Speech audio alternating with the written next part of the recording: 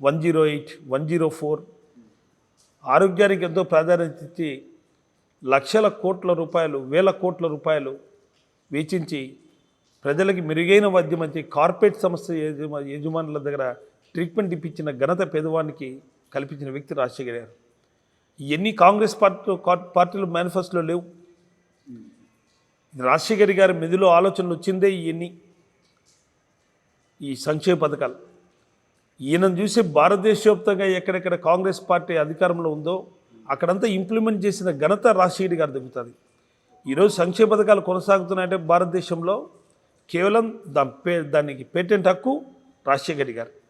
రైతులు వ్యవసాయం చేసుకునే దాంట్లో వాళ్ళకి ఉచిత విద్యుత్ అయితే ఏమి, వాళ్ళకి సబ్సిడీ కల్పించే దాంట్లో అయితే కానీ, ఏది 9 గంటలు విద్యుత్ ఇస్తేమి, నిరంతరం 9 గంటలు ఉచిత విద్యుత్ ఇచ్చే కార్యక్రమం కానీ ఎన్ని చేసినది ఘనత రాజశేఖర్ గారిది.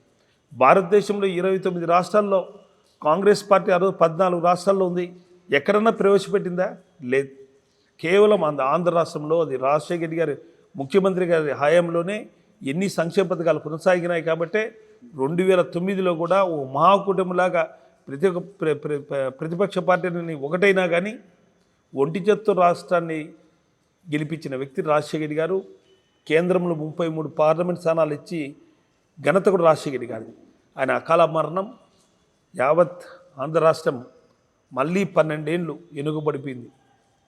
ఈరోజు తన తనయుడు జగన్మోహన్ గారు ముఖ్యమంత్రి అన్నారు కాబట్టి తన తండ్రి ఒక అడుగేసి 10 అడుగులు ముందుకేసి ఎన్నో సంక్షేమ పథకాలు కొనసాగుతున్నాయి.